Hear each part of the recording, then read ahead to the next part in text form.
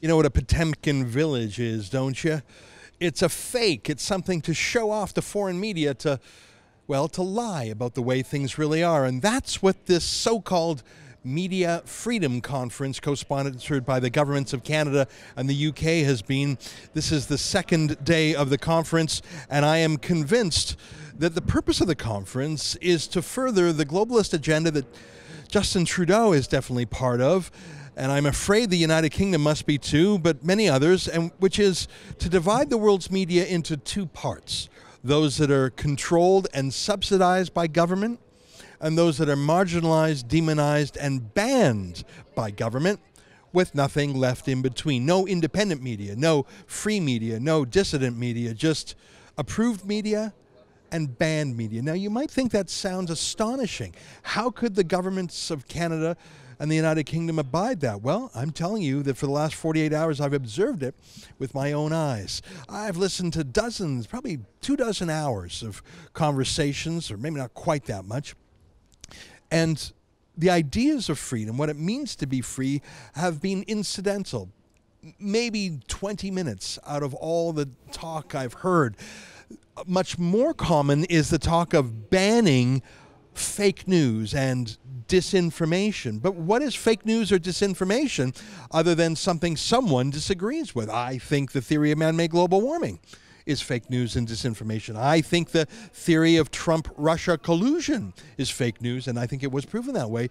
But for the official narrative media, that was the truth. So what we have here is a media censorship commission that calls itself a free speech conference. It's a wolf in sheep's clothing. It's a censor in free speech clothing. I want to tell you about one particular moment when I knew this was coming true. I actually wasn't there myself, but Sheila Gunn-Reid, our chief reporter, and Andrew Lawton from TNC.news were there. As you know, Canada's Foreign Minister Chrystia Freeland was one of the co-sponsors of this event, and she was having a press scrum. And there was a gaggle of reporters, including from CTV and Global News and other mainstream media who frankly don't have a lot of time for us here at the Rebel. Feelings mutual, that's fine. So this whole gaggle of Canadian reporters was going in, and Sheila and Andrew were there, and they said, oh, stop, you guys, stop. It's too crowded in here, so 2 journalists can't make it, and those 2 are you, Sheila, and you, Andrew. Oh my God, it couldn't have been more transparent. And in that moment, Chrystia Freeland showed her true colors at a free speech conference. She censored Sheila and Andrew at the conference, moments after giving a lecture to everyone about how politicians must respect journalists even if they ask tough questions. If that story isn't incredible enough, what happened next was even more amazing. Those other mainstream media journalists I just referred to, they actually stood up for a moment.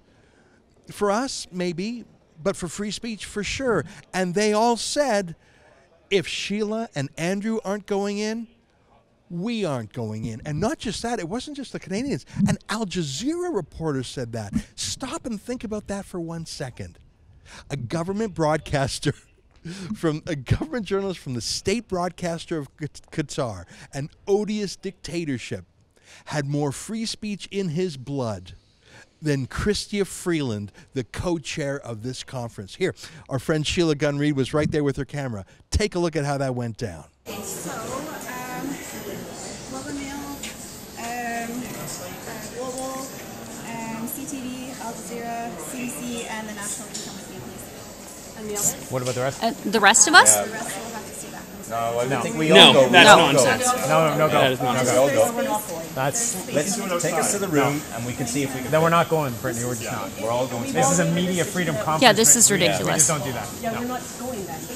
So that was the highlight. The worst censor at the conference was Chrystia Freeland, the co-chair. The best moment was Canadian journalists who discovered maybe they always had it, it was latent. They stood up for the rebel. It was sort of amazing.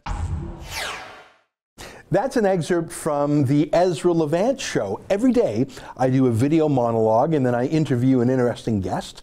And then I end by reading my hate mail, but you've got to subscribe to it, which you can do at therebel.media/shows.